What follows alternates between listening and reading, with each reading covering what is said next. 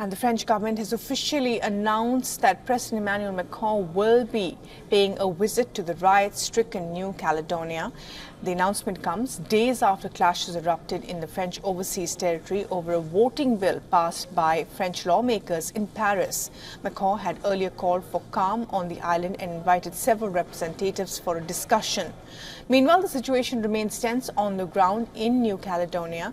French forces launched an operation to regain access to parts of the island and allow the airport to reopen. Police reinforcements arrived in the region 2 days ago.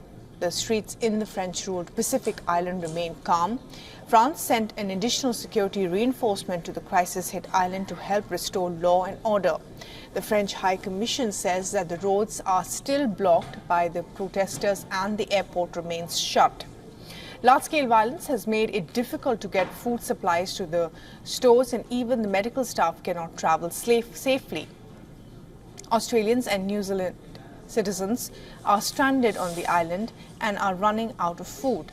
Their governments have announced that 2 flights will bring them back home.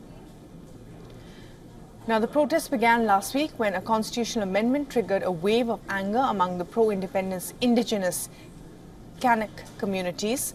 It makes European residents living for at least 10 years in New Caledonia eligible to vote in provincial elections. The political tensions have simmered in the island for years as the New Caledonia demands an end to the French rule.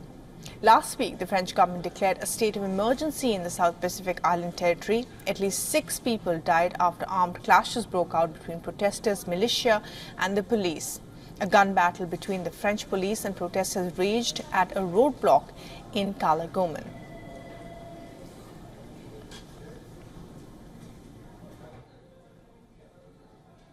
For all the latest news, download the WION app and subscribe to our YouTube channel.